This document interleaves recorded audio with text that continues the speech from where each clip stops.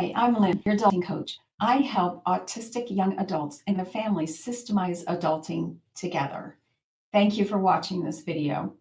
Today's struggle comes from the parents of adults with Asperger's on Facebook. Our mom is concerned that her 24-year-old daughter is in her first relationship with a user. Let's use Barb Avila's process of from her book, Seeing Autism, of first understanding what's happening, then connecting with ourselves and our autistic young adult, and then deciding what to practice to make this situation better for everybody. When we look at what's going on, I think it's really important for us to keep in mind what we are trying to accomplish, keeping the end in mind. And what we want to do, of course, with our autistic young adults is encourage them to practice adulting. This is the practicing the set of mental tools that help us manage our thoughts, emotions, and actions so we can achieve goals set by us for us. That's what we want to encourage our autistic young adults to practice. And the end in mind for us is also to be the kind of parent of a young adult that is going to operate in a way that creates a long term interdependent connection.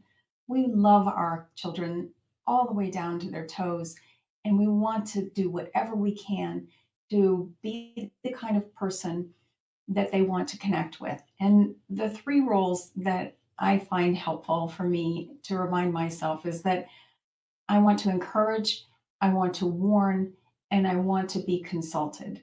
And the reason for the crown is that Linda and Richard Iyer from valuesparenting.org introduced me to this concept.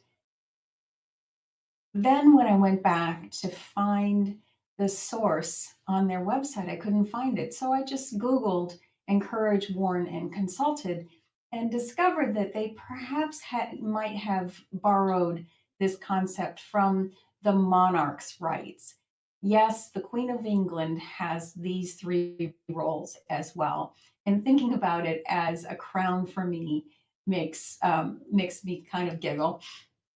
I love the fact that we can, be this kind of parent for our young adult and think of it in a way that tickles us as well. I mean, when you think about it, Queen Elizabeth does not legislate actions. She does not, take over any actions in the country of England. But certainly, after seeing all of the heads of state in England for all those years, all the prime ministers for all those years, she has a perspective that very few people have and is there to encourage, to warn, and to be consulted by them. So the tool that I want to use is the SEER map. It's where we separate the situation, which is out of our control, from our thoughts, our emotions, our actions, and our results. We understand that this is out of our control, but the T part, the part of the STEER map, is definitely within our control. So what I did was, it's a long post, it has a lot of comments. So what I tried to do was find all of the facts. That's where we have the situation, and the facts don't hurt us. Okay. The first one is she did not respond to text. And in fact, she told her mom that she was someplace that she wasn't. That we could document that, we could prove in a court of law that she said she was at a friend's house and yet she was not. She also said that she'd had a seizure that night, and that's why she wasn't responding to those texts. We can prove that she said that. And we can also prove that she said, "Do not come and get me." And the sister found the address where she was staying, and the parents did go to get her. But it turns out that the daughter and the girlfriend drove back to the house. And they have observed the daughter driving her new girlfriend around and buying meals at restaurants. That's a fact. We can definitely say that that happened. The girlfriend dropped off the daughter at home and drove the car back to her house. It's the parents' car that the daughter is using, but the daughter's new girlfriend drove it back to her house, and the parents went and got the car. Those are all facts. The daughter also said, "I hate you for what you did." We can prove that as well. Anybody could take a video, and definitely the daughter said those words.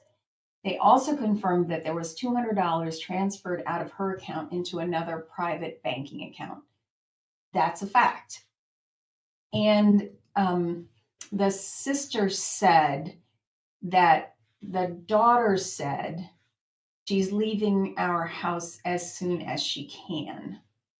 That's a little tough in terms of a fact, but I'm going to give it to her because we can put the words that came out of the daughter's mouth in quotes and say that that was said by someone else. And anytime somebody else does something, it belongs in the situation line. It's something we cannot control. So I think we give them that one.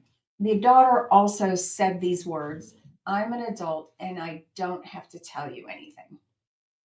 Interesting. And the mom found out that the new girlfriend has a record. That's a fact. So it's really helpful for us to separate out what are the facts and then what are our thoughts about those facts. What's the story that we're spinning? And here's where we're going to connect with ourselves and look at how are we interpreting the facts of the situation. The mom asked the question, am I overreacting?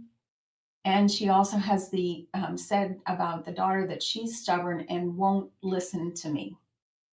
Interesting, that thought. She also found crude pictures holding up their middle finger at the camera, using hateful words and swearing terribly. That's about the new girlfriend. That's a thought because of all the adjectives in there, the crude pictures, hateful words, swearing terribly. Those are our opinions about the words that were said in the pictures that were posted. And so it's really important that we take the time to sort of separate that out, because the thoughts, and that's what we're looking at here, are the thoughts that our mom is having about this situation, are certainly inspiring some emotions in her. She also says, "I know I can't stop it, and I'm afraid of making her run even more if I say the wrong thing." So there's a lot of fear happening in this scenario. At least that's the emotion that I feel when I read these sentences from the mom's mind, that she's just very concerned. And who wouldn't be in this situation? So many of the other people that commented on this post talked about how their children had been used by other people, and to varying degrees, and how horribly difficult it is, because you realize that you just don't have control over the situation.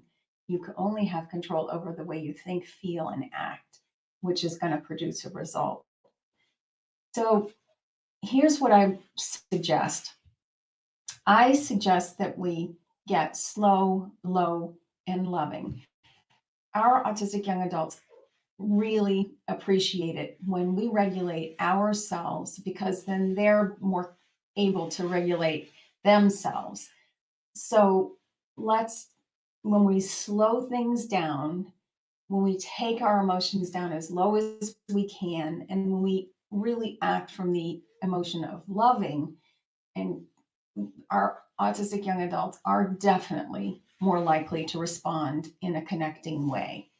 So here's the challenge. We need to keep the situation the same and put different thoughts in our steer maps to see what they create. So let's take the situation of the daughters in the relationship. And my favorite thought is, I wonder what she wants. What is her intention? What is she trying to get out of this situation? And, it makes perfect sense at 24 years old that she would begin experimenting with various types of relationships. Our kids tend to, in the social skills area, they tend to lag their peers. So they're going to start experimenting with relationships in their 20s, as opposed to their non-autistic peers doing it more in the school age years, high school and the first 4 years after 5 years after high school. Our kids tend to just lag in that area. So it makes sense that this is her first relationship. And we just need to be curious about it. What is she getting out of this relationship? Sounds like companionship, sounds like somebody who will um, validate what her thoughts are and help her have a relationship, which is, I know, a goal for so many of our autistic young adults. So, what if we can come at it with curiosity and love? We want to learn, listen to discover what she's learning in this situation, what she's getting out of this situation, so that we learn what she wants. And I just find that this approach has really worked well in the the situations that we have in our house, where we're just not real excited about the actions that our autistic young adults are taking. In fact, we wish they wouldn't do what they're doing, and yet they're going to do them, and we just can't legislate anymore. We have to stop back into that encouraging and warning and being consulted role, because they're old enough. I mean, there were many comments on it that said, you could go get guardianship, it's not appropriate, or there's a lot of options of actions that we could take, and we just want to step back and say, is that going to help them become the kind of do the adulting work that they need to do, so that they can make decisions that work for them when we're gone? And, are we staying in our lane where we're being encouraging and warning and keeping the connection strong, so that they will come to us and consult with us? And I just hope that happens in this situation, because it sounds like the mom is just nuts about her daughter, just absolutely loves her to pieces and really wants the right thing for her. But it's hard for the autistic young adult to see that right now, because as several have mentioned in the post, the cascading effect of having an autistic brain, particularly in the social area, means that she's lagging in terms of lagging her skills are lagging, and that's where these unsolved problems come from. Referring again to Dr. Ross Green and his lagging skills and unsolved problems suggestion that whenever there's an unsolved problem, there's a lagging skill there. So the practice that I advocate is that we reflectively listen with our autistic young adults as often as we can, daily. We want to catch ourselves reflecting every single day, or any encounter that we have with them.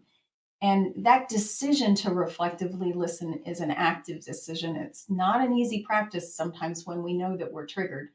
But if we can get to that slow, low, loving place, we want to do it. We want to reflectively listen. And it's a 3-part formula. It's very quick. It says, it seems like, you can use other words like, I think I'm seeing, or you seem very, it seems like you feel upset because we took the car back to our driveway. And then you double zip the lip and listen again to more of the thoughts and emotions that are coming out of our autistic young adults. We really have to let the floodgate open and let their thoughts and ideas pour out onto us, and continue to listen, because all they're saying are words. Our daughter is saying words, and we can decide how we want to think, how we want to feel, how we want to act, and so that we produce a result that we want, which is to stay connected with them, with our children, so that they will come to us and be willing to consult with us on the things that they're going to face throughout their life. We just don't want to cut off that role. We want them to feel comfortable coming to us, because of course we know we have their best interests at heart. We just know that. And we're probably the only person in the whole world that definitely always has their best interests at heart. So we really want them to consult with us. In the inside, while we're listening to our autistic young adults, we want to take in what they're saying. We want to sort it out.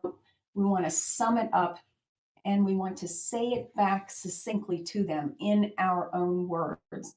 This is a process of assimilating what's happening, just getting to the essence of what it is that they want us to know, what's happening, what is their intention with their words. We don't want to parrot, we want to say it back in a very succinct sense. And that's because reflective listening will really help our young adults feel seen, safe, soothed, and secure in our presence. These four concepts come from The Power of Showing Up by Dan Siegel and by doctors Dan Siegel and Tina Payne Bryson. It's a wonderful book that is really well researched in how we connect with each other. And that when our autistic young adults feel safe, seen, soothed, and secure, they trust us more and they're more willing to consult with us. It also helps them with their own self regulation.